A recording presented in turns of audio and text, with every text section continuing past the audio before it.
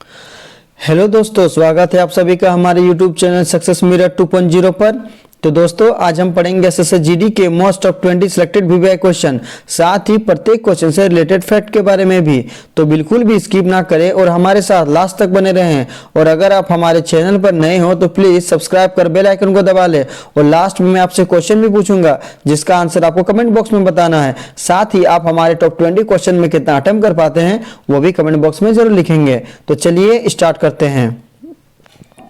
हमारा आज का पहला सवाल है, राजा राम मोहन राय को राजा की उपाधि किसने दी थी? तो इस क्वेश्चन का हमारा राइट आंसर हो जाएगा ऑप्शन नंबर बी, अकबर द्वितीय। राजा राम मोहन राय को राजा की उपाधि अकबर द्वितीय ने दी थी। जब बात राजा राम मोहन राय की हो रही है तो आइए इनसे जुड़े कुछ फैक्ट के बारे में जानते हैं। जैसे राजा राम मोहन राय का बचपन का नाम क्या था?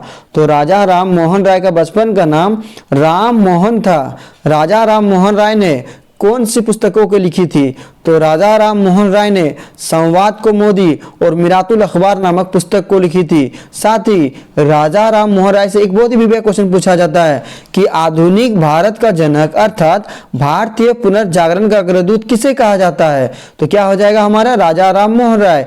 राजा राम मोहन राय को आधुनिक भारत का जनक भी कहा जाता है और भारतीय पुनर्जागरण का अग्रदूत कहा जाता है। साथ ही राजा राम मोहन राय ने सती प्रथा का अंत 1828 में किया था। तो ये सभी पॉइंट आपके एग्जाम के लिए बहुत ही इंपॉर्टेंट है, क्योंकि इन सभी पॉइंट से कई सारे क्वेश्चन बनकर आपके एग्जाम में आ सकते हैं। तो सभी को अच्छे से अपनी नोटबुक में लिख लिया करेंगे। हमारा अगला सवाल है, और हमारे अगले सवाल में बढ़ने से पहले हम आपको बताना चाहेंगे कि आज हम जो आपसे टॉप 20 क्वेश्चन डिस्कस करने वाले हैं वो आपके एग्जाम के लिए टॉप सिलेक्टेड क्वेश्चन है जो अक्सर आपके एग्जाम में पूछा जाता है। तो बिल्कुल भी स्किप नहीं करना है और लास्ट तक बने रहना है। और साथ ही सभी बताए गए पॉइंट को भी अच्छे से सुनना है और लिखना है। और अगर आप हमारे साथ लास्ट तक बने रहते हो तो ये आपके एग्जाम के लिए बहुत ही यूजफुल होगा।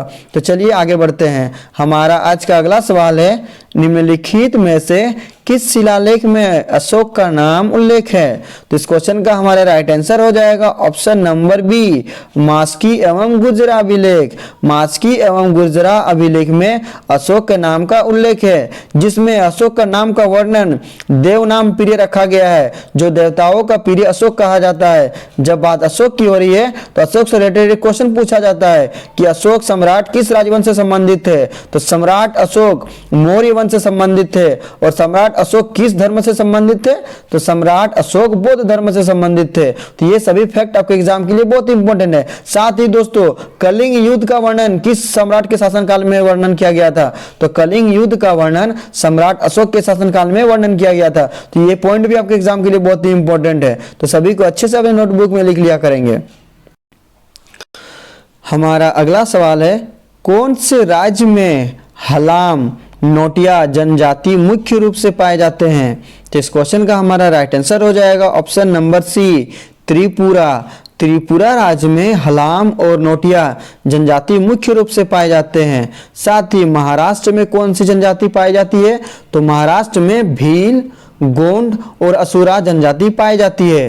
केरल में कौन कौन सी जनजाति पाई जाती है? तो केरल में कडार, इरुला और मुथुवन जनजाति पाई जाती है। छत्तीसगढ़ में कौन कौन सी जनजाति पाई जाती है? तो छत्तीसगढ़ में गोंड, हलबा, कमार, बैगा नामक जनजाति पाई जाती है। तो ये सभी पॉइंट भी आपके एग्जाम के लिए बहुत इंपॉर्टेंट है।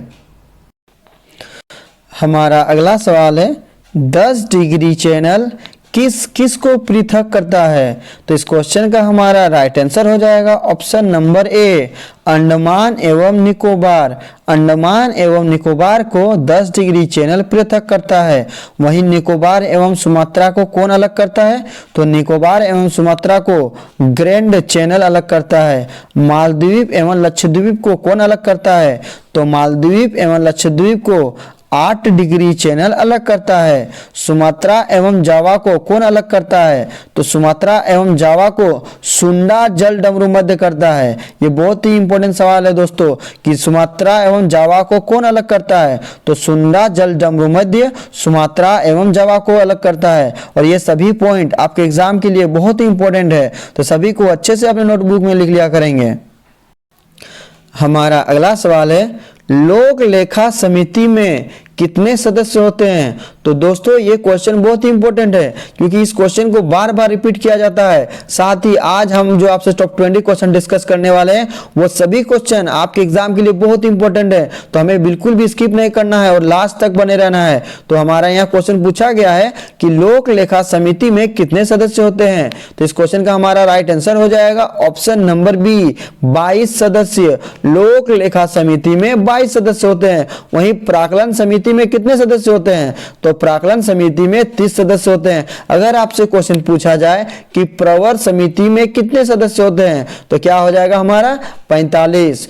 लोक लेखा समिति में 22 सदस्य होते हैं, प्राक्कलन समिति में 30 सदस्य होते हैं और प्रवर समिति में 45 सदस्य होते हैं। अगर आपसे पूछा जाए कि राष्ट्रपति राज्यसभा में कितने सदस्यों को एंग्लो इंडियन के रूप में मनोनीत करता है तो क्या हो जाएगा हमारा 12 सदस्य।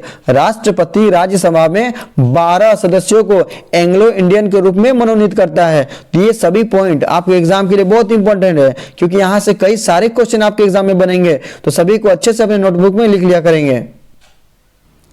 हमारा अगला सवाल है 1908 में बाल गंगाधर तिलक को कितने वर्षों के लिए जेल हुई थी? तो इस क्वेश्चन का हमारा राइट आंसर हो जाएगा ऑप्शन नंबर बी, 6 वर्ष। बाल गंगाधर तिलक को 6 वर्ष के लिए 1908 में जेल हुई थी। जब बात बाल गंगाधर तिलक की हो रही है तो आइए इनसे रिलेटेड कुछ इंपॉर्टेंट फैक्ट के बारे में जानते हैं जिनसे कई सारे क्वेश्चन आपके एग्जाम के लिए बनेंगे। जैसे स्वराज हमारा जन्मसिद्ध अधिकार है और मैं इसे लेकर रहूंगा, यह नारा किसने दिया था? तो बाल गंगाधर तिलक ने दिया था। केसरी नामक समाचार पत्र की रचना किसने की थी? तो केसरी नामक समाचार पत्र की रचना बाल गंगाधर तिलक ने की थी। साथ ही गीता रहस्य नामक पुस्तक के रचयिता कौन थे? तो गीता रहस्य नामक पुस्तक के रचयिता बाल गंगाधर तिलक थे। और ये दोस्तों गीता रहस्य नामक पुस्तक यही वो पुस्तक है जिसे बाल गंगाधर तिलक ने जेल में लिखा था। यहाँ से एक बहुत ही बढ़िया सवाल बनता है कि बाल गंगाधर तिलक ने कौन सी पुस्तक को जेल में लिखा था? तो क्या हो जाएगा हमारा गीता रहस्य। गीता रहस्य नामक पुस्तक को बाल गंगाधर तिलक ने जेल में लिखा था। बाल गंगाधर तिलक के गुरु कौन थे? यह भी क्वेश्चन पूछा जा सकता है आपको कि बाल गंगाधर तिलक के गुरु कौन थे? तो कौन हो जाएगा? स्वामी विवेकानंद। स्वामी विवेकानंद बाल गंगाधर तिलक के गुरु थे। वहीं आपसे परीक्षा में क्वेश्चन पूछा जाता है लोकमान्य के रूप में किससे जाना जाता है? तो लोकमान्य के रूप में बाल गंगाधर तिलक को जाना जाता है। भारतीय अशांति का जनक किसे कहा जाता है? यह भी क्वेश्चन पूछा जाता है। भारतीय अशांति का जनक किसे कहा जाता है? तो क्या हो जाएगा हमारा बाल गंगाधर तिलक। वहीं एक क्वेश्चन और परीक्षा में पूछा जाएगा इनसे रिलेटेड, गणपति महोत्सव की शुरुआत किसने की थी? तो गणपति महोत्सव जो महाराष्ट्र का सबसे प्रसिद्ध त्योहार है, इसका शुरुआत किसने की थी? बाल गंगाधर तिलक ने की थी। तो ये सभी पॉइंट आपके एग्जाम के लिए बहुत इंपॉर्टेंट है, तो सभी को अच्छे से अपने नोटबुक में लिख लिया करेंगे दोस्तों, क्योंकि यहां से कई सारे क्वेश्चन आप देख रहे हैं कि बनने की चांसेस है। तो चलिए आगे बढ़ते हैं। हमारा अगला सवाल है कांवरताल झील कहाँ है? तो इस क्वेश्चन का हमारा राइट आंसर हो जाएगा ऑप्शन नंबर बी, बिहार। कांवरताल झील बिहार के बेगूसराय जिले में स्थित है। और दोस्तों स्टूडेंट यहाँ पर क्या फंसते हैं इस ताल से, क्योंकि सभी स्टूडेंट ये रट के रखे हैं कि जो भी झील ताल से संबंधित आते हैं वो उत्तराखंड पे चले जाते हैं, और इसी कारण ये ताल को देखकर वो उत्तराखंड में जरूर क्लिक करेंगे। मैं 90% ये बोल सकता हूँ कि जो भी ताल देखते हैं, जो भी स्टूडेंट तैयारी करने वाले स्टूडेंट होते हैं, वो जितना भी ताल है, जैसे राकस ताल हो जाएगा, मतलब ताल से संबंधित जो भी झील आता है वो सब कोई रट के रखा है कि उत्तराखंड होगा। जैसे कि नाग नागिन, जितना भी नाग नागिन जैसे झील से संबंधित आएगा वो जम्मू कश्मीर पे चले जाते हैं। राज सम्मद, जय सम्मद, जहां सम्मद आया वो राजस्थान पे चले जाते हैं। तो ये क्वेश्चन कंफ्यूज करने वाला क्वेश्चन है दोस्तों। कांवरताल झील, ये कांवरताल झील कहां हो जाएगा हमारा? बिहार के बेगूसराय जिले में है। इस ताल को देख करके आपको उत्तराखंड पे नहीं जाना है। तो चलिए आगे बढ़ते हैं। हमारा अगला सवाल है काजू के उत्पादन के लिए उपयुक्त मिट्टी कौन सी है? तो इस क्वेश्चन का हमारा राइट आंसर हो जाएगा ऑप्शन नंबर सी, लेटेराइट मिट्टी। काजू के उत्पादन के लिए सबसे उपयुक्त मिट्टी लेटेराइट मिट्टी है। अच्छा, लेटेराइट मिट्टी है तो लेटेराइट मिट्टी से एक सवाल पूछा जाता है कि भारत में सबसे अधिक काजू का उत्पादन किस राज्य में होता है? तो क्या हो जाएगा हमारा? केरल राज्य। केरल राज्य में भारत में सबसे अधिक काजू की खेती की जाती है। वहीं लेटेराइट मिट्टी में कौन कौन सी खेती की जाती है? तो हमारा क्या हो जाएगा? चाय हो जाएगा, कॉफी हो जाएगा और काजू हो जाएगा। तो ये सभी पॉइंट भी आपके एग्जाम के लिए बहुत इंपॉर्टेंट है। हमारा अगला सवाल है, थाई पुसम त्योहार कहाँ मनाया जाता है? तो इस क्वेश्चन का हमारा राइट आंसर हो जाएगा option number A, Tamil Nadu. Thai Pusam का त्योहार तमिलनाडु में मनाया जाता है। अगर आपसे पूछा जाए आंध्र प्रदेश में कौन सा त्योहार मनाया जाता है, तो क्या हो जाएगा हमारा? दक्कन महोत्सव और त्यागराज महोत्सव। अगर आपसे पूछा जाए कर्नाटक में कौन सा त्योहार मनाया जाता है, तो क्या हो जाएगा हमारा? कंबाला का त्योहार, जो भैंसों से संबंधित है, यानी भैंस दौड़ से संबंधित है। और अगर पूछा जाए कर्नाटक का सबसे महत्वपूर्ण या प्रसिद्ध त्योहार कौन सा है, तो क्या हो जाएगा हमारा? हम्पी का त्योहार। और अगर आपसे पूछा जाए केरल का राष्ट्रीय त्योहार कौन सा है, तो क्या हो जाएगा हमारा? ओणम। ये अक्सर एग्जाम में पूछा जाता है, ओणम किस राज्य का राजकीय त्योहार है, तो क्या हो जाएगा हमारा? केरल हो जाएगा। तो दोस्तों ये सभी पॉइंट आपके एग्जाम के लिए बहुत ही इंपॉर्टेंट है। तो सभी पॉइंट को अच्छे से अपने नोटबुक में लिख लिया करेंगे, क्योंकि यहां से कई सारे क्वेश्चन आपके एग्जाम के लिए बन रहे हैं। हमारा अगला सवाल है, लोकसभा अध्यक्ष अपना त्यागपत्र किसे सौंपता है? तो इस क्वेश्चन का हमारा राइट आंसर हो जाएगा ऑप्शन नंबर ए, उपाध्यक्ष को। लोकसभा अध्यक्ष अपना त्यागपत्र उपाध्यक्ष को सौंपता है। जब बात यहाँ लोकसभा की हो रही है, तो आइए लोकसभा से रिलेटेड कुछ फैक्ट के बारे में जानते हैं। जैसे भारत में लोकसभा के सदस्य बनने के लिए न्यूनतम उम्र सीमा कितनी होनी चाहिए? तो कितनी होनी चाहिए? 25 वर्ष होनी चाहिए। लोकसभा में अधिकतम कितने सीटें हैं? तो लोकसभा में अधिकतम 552 सीटें हैं। तो ये सभी पॉइंट आपके एग्जाम के लिए बहुत इंपॉर्टेंट है। अच्छा, लोकसभा का नेता कौन होता है? तो लोकसभा का नेता कौन होता है? प्रधानमंत्री। हमारा अगला सवाल है, लोकसभा अध्यक्ष अपना त्यागपत्र किसे सौंपता है? तो इस क्वेश्चन का हमारा राइट आंसर हो जाएगा ऑप्शन नंबर ए, उपाध्यक्ष। लोकसभा अध्यक्ष अपना त्यागपत्र उपाध्यक्ष को सौंपता है। अच्छा, यहाँ पर लोकसभा की पॉइंट एक बात आई है, तो लोकसभा से रिलेटेड आइए कुछ प्रश्नों को जानते हैं। जैसे लोकसभा की सदस्य बनने के लिए न्यूनतम आयु सीमा कितनी होनी चाहिए? तो क्या हो जाएगा हमारा? 25 वर्ष होनी चाहिए। लोकसभा में अधिकतम कितनी सीटें होती है? तो कितनी होती है? 552 सीटें होती है। अच्छा, लोकसभा के नेता कौन होते हैं? ये अक्सर एग्जाम में पूछा जाता है, स्टूडेंट कंफ्यूज हो जाते हैं। क्या करते हैं? लोकसभा अध्यक्ष को मार करके चले आ जाते हैं और गलत हो जाता है। तो लोकसभा का नेता एक्चुअली में प्रधानमंत्री होता है। ये बहुत इंपॉर्टेंट सवाल है और घुमा देता है, और स्टूडेंट्स में क्या करते हैं? फंस जाते हैं।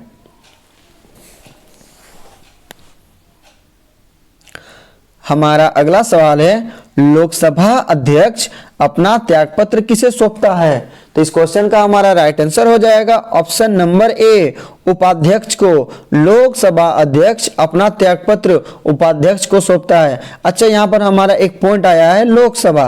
तो आइए लोकसभा से रिलेटेड कुछ फैक्ट के बारे में जानते हैं, जो एग्जाम में आपसे पूछा जा सकता है कि लोकसभा की सदस्य बनने के लिए न्यूनतम आयु सीमा कितनी होनी चाहिए या कितनी है? तो क्या हो जाएगा हमारा? 25 वर्ष। लोकसभा के सदस्य बनने के लिए आपकी न्यूनतम उम्र 25 वर्ष होनी चाहिए। और लोकसभा में अधिकतम कितने सीटें हैं? तो लोकसभा में अधिकतम 552 सीटें हैं। और ये क्वेश्चन अक्सर एग्जाम में पूछा जाता है, स्टूडेंट काफी कंफ्यूज्ड हो जाते हैं और गलत मार करके चले जाते हैं। जैसे पूछा जाता है कि लोकसभा का नेता कौन होता है, और वहां पर ऑप्शन में क्या रहता है? मान लीजिए दिया रहेगा लोकसभा अध्यक्ष रहेगा, राष्ट्रपति रहेगा, उपाध्यक्ष रहेगा, प्रधानमंत्री रहेगा। तो 90% स्टूडेंट हमेशा लोकसभा अध्यक्ष को क्लिक करेंगे, जो आपके लिए गलत हो जाता है। हमारा इसका राइट आंसर हो जाएगा एक्चुअली में क्या होगा? प्रधानमंत्री। लोकसभा का नेता प्रधानमंत्री होता है और लोकसभा अध्यक्ष उसमें अलग से चुना जाता है दोस्तों। तो इस क्वेश्चन में बिल्कुल भी आपको कंफ्यूजन नहीं होना है और इसे अच्छे से क्लियर कर लें कि अगर आपसे एग्जाम में पूछा जाए कि लोकसभा का नेता कौन होता है, तो क्या हो जाएगा हमारा? प्रधानमंत्री। और लोकसभा अध्यक्ष तो आप जानबे ही करते हैं। तो चलिए आगे बढ़ते हैं। हमारा अगला सवाल है, इंडियन सोशल कॉन्फ्रेंस की स्थापना कब हुई? तो इस क्वेश्चन का हमारा राइट आंसर हो जाएगा ऑप्शन नंबर सी 1887 ईस्वी। इंडियन सोशल कॉन्फ्रेंस की स्थापना 1887 की हुई थी और इसकी स्थापना एमजी रानाडे और रघुनाथ राव ने मद्रास में की थी। अच्छा, 1885 में किसकी स्थापना हुई थी? ये बहुत ही इंपॉर्टेंट सवाल है। तो 1885 में आईएनसी की स्थापना होती है, जिसको हम लोग बोलते हैं Indian national Congress. Indian national Congress की स्थापना 1885 को हुई थी और इसकी स्थापना किसने की थी? ए.ओ. ह्यूम ने। और इसके प्रथम अध्यक्ष कौन थे? वोमेश चंद्र बनर्जी। तो ये सभी पॉइंट आपके एग्जाम के लिए बहुत इंपॉर्टेंट हैं। हमारा अगला सवाल है, भारत छोड़ो आंदोलन 1942 के समय जेल से भागकर किसने भूमिगत होकर लड़ाई लड़ी? तो इस क्वेश्चन का हमारा राइट आंसर हो जाएगा option number A Jayaprakash Narayan ने। भारत छोड़ो आंदोलन 1942 के समय जेल से भागकर जयप्रकाश नारायण ने लड़ाई लड़ी थी। अच्छा, जयप्रकाश नारायण की बात हो रही है तो आइए इनसे रिलेटेड दो सवाल बहुत इंपॉर्टेंट है जो अक्सर एग्जाम में पूछा जाता है कि संपूर्ण क्रांति का जनक किसे कहा जाता है? तो संपूर्ण क्रांति का जनक जयप्रकाश नारायण को कहा जाता है। और लोक नायक के रूप में किसे जाना जाता है? अक्सर एग्जाम में पूछा जाता है लोकमान्य और लोकनायक। तो लोकमान्य के रूप में तिलक को जाना जाता है और लोकनायक के रूप में जयप्रकाश नारायण को जाना जाता है। तो ये दोनों ही पॉइंट आपके एग्जाम के लिए बहुत ही इंपॉर्टेंट है। हमारा अगला सवाल है, मिठाइयों पर बैठी मक्खियों को दूर भगाकर एक लड़की मिठाई को खा लेती है, इस वजह से वह किस रोग का शिकार हुई? तो देखिए यहाँ पर क्वेश्चन हमसे बोल रहा है कि मिठाई पर एक मक्खी बैठी थी जिससे भगा करके लड़की उसे खा लेता है। तो ये मिठाई हमारा क्या हो गया? दूषित हो गया। तो दूषित जल या भोजन करने से हमारा हैजा रोग होता है। तो इस क्वेश्चन का राइट आंसर ऑप्शन बी हो जाएगा। हमारा अगला सवाल है, स्टेपी क्षेत्र किस फसल के लिए प्रसिद्ध है? तो इसका हमारा राइट आंसर हो जाएगा ऑप्शन नंबर सी गेहूं। स्टेपी क्षेत्र गेहूं की फसल के लिए प्रसिद्ध है। हमारा अगला सवाल है, बिजली की मोटर किस ऊर्जा का रूपांतरित करती है? तो मोटर से संबंधित दोस्तों आइए हम आपको ठेठ भाषा में समझाते हैं। जैसे पंखा में क्या है? हमारा मोटर है। तो उसको घुमाने के लिए हम क्या करते हैं? उसमें बिजली देते हैं। उदाहरण के तौर पर जो आप पाइप में यूज करते हैं पानी जिसे टंकी में भरते हैं तो उसके लिए क्या करते हैं? बिजली देते हैं और मोटर हमारा क्या होता है? घूमने लगता है, जिसके दबाव से प्रेशर से पानी क्या होता है? हमारा ऊपर चढ़ता है और टंकी भरता है। तो हम क्या करते हैं? इसमें बिजली देते हैं, यानी ये बिजली को लेता है और मोटर हमारा घूमना शुरू कर देता है। तो क्या हुआ कि विद्युत मोटर जो होता है हमारा बिजली लेता है, यानी विद्युत ऊर्जा लेता है और क्या करता है? मोटर घूमता है, यानी यांत्रिक ऊर्जा में से कन्वर्ट करता है। तो इस क्वेश्चन का हमारा राइट आंसर क्या हो जाएगा? ऑप्शन नंबर सी, यानी ये विद्युत ऊर्जा को यांत्रिक ऊर्जा में बदल देता है। और अगर वहीं आपसे बात करें हम विद्युत जनरेटर की, हमेशा पूछा जाएगा विद्युत मोटर और जनरेटर कि कौन किस ऊर्जा को कन्वर्ट करता है। तो विद्युत जनरेटर जो हमारा क्या होता है दोस्तों? तो जनरेटर में हम क्या करते हैं? उससे घुमाते हैं और घुमाते किस लिए? उससे हम लोग बिजली लेते हैं। क्योंकि अब देखते हैं कि शादी ब्याह में अक्सर जनरेटर लाया जाता है, जो किस लिए लाया जाता है? जनरेटर से बिजली लेने के लिए। तो जनरेटर क्या होता है? हमारा घूमता है। तो जनरेटर क्या होता है? यांत्रिक ऊर्जा को विद्युत ऊर्जा में बदलता है, यानी वो यंत्र हमारा घूमता है और बिजली हमको देता है। और विद्युत मोटर क्या होता है? उसको हम लोग क्या करते हैं? बिजली देते हैं और जिसके कारण वो घूमने लगता है। तो क्या किया? ये विद्युत को लिया और मोटर हमारा घुमा, यानी ये विद्युत ऊर्जा को यांत्रिक ऊर्जा में बदल रहा है। और वहीं जनरेटर हमारा क्या हो रहा है? यांत्रिक ऊर्जा को विद्युत ऊर्जा में बदल रहा है। तो ये इस तरह से इसको हमको समझना है। हमारा अगला सवाल है, पद्म विभूषण सम्मानित छत्तीसगढ़ की तीजन बाई निम्नलिखित में से किससे संबंधित है? तो इस क्वेश्चन का हमारा राइट आंसर हो जाएगा ऑप्शन नंबर ए गायन से। पद्म विभूषण सम्मानित छत्तीसगढ़ की तीजन बाई गायन और नृत्य से संबंधित है। और पद्म विभूषण सम्मानित तीजन बाई का संबंध किस नृत्य शैली से है? अक्सर क्वेश्चन पूछा जाता है कि तीजन बाई का संबंध किस नृत्य शैली से है? तो क्या हो जाएगा? हमारा पंडवानी नृत्य से संबंधित है दोस्तों। और पंडवानी छत्तीसगढ़ का सबसे प्रसिद्ध नृत्य है। हमारा अगला सवाल है, कालिदास सम्मान पुरस्कार कहाँ आरंभ किया गया था? तो इस क्वेश्चन का हमारा राइट आंसर हो जाएगा ऑप्शन नंबर सी मध्य प्रदेश सरकार द्वारा कालिदास सम्मान पुरस्कार मध्य प्रदेश सरकार द्वारा आरंभ किया गया था और इसकी स्थापना 1980 में की गई थी। जब बात हमारी कालिदास की हो रही है तो आइए इनसे रिलेटेड कुछ फैक्ट के बारे में जानते हैं। जैसे कालिदास किसके दरबारी कवि थे? तो कालिदास चंद्रगुप्त विक्रमादित्य के दरबारी कवि थे। कालिदास ने कौन कौन सी पुस्तकों को लिखा?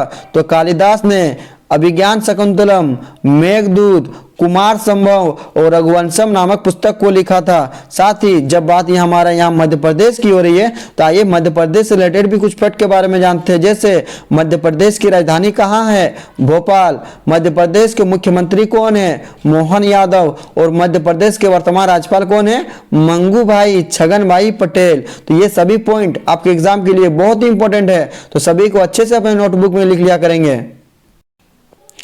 हमारा अगला सवाल है, किसने यह खोज की हर 8वें तत्व के गुण पहले के समान है? यानी क्वेश्चन हमसे पूछना चाह रहा है कि तत्वों में अष्टक का सिद्धांत की खोज किसने की थी? तो इस क्वेश्चन का हमारा राइट आंसर हो जाएगा ऑप्शन नंबर ए, न्यूलैंडस ने। न्यूलैंडस ने अष्टक का सिद्धांत को दिया था। वहीं त्रिक का सिद्धांत को किसने दिया था? तो त्रिक का सिद्धांत को डोब्राइनर ने दिया था। यह भी इंपॉर्टेंट सवाल एग्जाम में पूछा जा सकता है कि तत्वों में त्रिक का सिद्धांत को किसने लागू किया था? तो क्या हो जाएगा हमारा? डोब्राइनर ने। अच्छा, आधुनिक आवर्त सारणी की खोज किसने की थी? तो आधुनिक आवर्त सारणी की खोज मोसले ने की थी, जिनकी सारणी परमाणु क्रमांक पर आधारित है। हमेशा पूछा जाता है कि आधुनिक आवर्त सारणी और मेंडलीव की आवर्त सारणी किसके आवर्त फलन होते हैं? तो आधुनिक आवर्त सारणी परमाणु क्रमांक पर आधारित होता है, वहीं मेंडलीव का आवर्त सारणी परमाणु द्रव्यमान पर आधारित होता है। तो दोस्तों, इन सभी पॉइंट से कई सारे क्वेश्चन आपके एग्जाम के लिए बन रहे हैं और ये इंपॉर्टेंट है दोस्तों, तो सभी को अच्छे से अपने नोटबुक में लिख लिया करेंगे। हमारा अगला सवाल है, निम्नलिखित में से किसकी पहचान विडाल्ट परीक्षण से की जाती है? यानी विडाल्ट टेस्ट का संबंध किसके परीक्षण से है? तो इस क्वेश्चन का हमारा राइट आंसर हो जाएगा ऑप्शन नंबर सी, टाइफाइड ज्वर से। विडाल्ट टेस्ट का संबंध टाइफाइड से है। वहीं एड्स का संबंध किससे होता है? HIV टेस्ट से होता है। कैंसर का अध्ययन को क्या कहते हैं? ऑन्कोलॉजी कहते हैं। तो ये सभी पॉइंट आपके एग्जाम के लिए बहुत इंपॉर्टेंट है। हमारा अगला सवाल है, डलहौजी पर्वतीय नगर किस राज्य में स्थित है? तो ये हमारा आज का अंतिम प्रश्न है दोस्तों, और अंतिम प्रश्न में जाने से पहले हम आपको बताना चाहेंगे कि आज हमने जो भी टॉप 20 आपको करवाया दोस्तों, वो सारे क्वेश्चन आपके एग्जाम के लिए बहुत ही इंपॉर्टेंट हैं, क्योंकि यहाँ से कई सारे क्वेश्चन आपके एग्जाम के लिए बनेंगे। तो सभी क्वेश्चन को अच्छे से अपने नोटबुक में लिख लिया करेंगे। तो चलिए देखते हैं, हमारा आज का अंतिम प्रश्न है, डलहौजी पर्वतीय नगर किस राज्य में स्थित है? तो इस क्वेश्चन का हमारा राइट आंसर हो जाएगा option number B, Himachal Pradesh. Himachal Pradesh में डलहौजी पर्वतीय नगर है। जब बात हिमाचल प्रदेश की हो रही है तो हिमाचल प्रदेश के वर्तमान मुख्यमंत्री कौन है? तो सुखविंदर सिंह सुक्खू हिमाचल प्रदेश के वर्तमान मुख्यमंत्री हैं। वहीं हिमाचल प्रदेश के वर्तमान राज्यपाल कौन है? शिव प्रसाद शुक्ला। शिव प्रसाद शुक्ला हिमाचल प्रदेश के वर्तमान राज्यपाल हैं। अब लास्ट वीडियो के क्वेश्चन का आंसर। लास्ट वीडियो में मैंने आपसे क्वेश्चन पूछा था कि विश्व का सबसे पुराना खेल कौन सा है? तो इस क्वेश्चन का राइट आंसर ऑप्शन डी था, कुश्ती। और लगभग सभी स्टूडेंट ने इसका सही जवाब दिया और मोस्टली स्टूडेंट ने इसके बारे में डिटेल्स में लिखा। तो मैं आपको फिर बोलूंगा कि क्वेश्चन के बारे में आपको जितना ज्यादा से ज्यादा पता हो उन्हें आप लिखा करो, क्योंकि जो चीजें आप लिख देते हो उन्हें आप कभी नहीं भूलते हो। अब आपके लिए आज का सवाल। आज का सवाल है, मुद्रा राक्षस नामक पुस्तक के लेखक कौन है? 4 ऑप्शन दिया गया है, राइट आंसर आपको कमेंट बॉक्स में लिखना है। साथ ही आप हमारे टॉप 20 क्वेश्चन में कितना अटेम्प्ट कर पाए वो भी कमेंट बॉक्स में जरूर लिखेंगे। और दोस्तों, किसी भी टॉपिक से रिलेटेड अगर आपको कोई प्रॉब्लम है तो उन्हें भी आप हमारे कमेंट बॉक्स में जरूर लिख लिया करेंगे, ताकि हम उन्हें आपके लिए क्लियर कर पाएंगे। और दोस्तों, हम आपको बताना चाहेंगे कि आप एग्जाम आपका करीब आ चुका है, तो आप हर रोज एक मॉक टेस्ट लगाया करो, क्योंकि मॉक टेस्ट लगाने से आपके एग्जाम में समय की बचत होगी और आप ज्यादा से ज्यादा क्वेश्चन को अटेम्प्ट कर पाएंगे, जिससे आपके मेरिट के बनने की संभावना बढ़ जाएगी दोस्तों। और दोस्तों, हमारे वीडियो को ज्यादा से ज्यादा लाइक एंड शेयर जरूर किया करेंगे, क्योंकि इससे आपके अगल बगल के दोस्तों को भी अच्छे से जीडी की प्रिपरेशन करने में मदद मिलेंगे दोस्तों। तो चलिए नेक्स्ट वीडियो मिलते हैं, तब तक के लिए bye bye, take care. Yeah.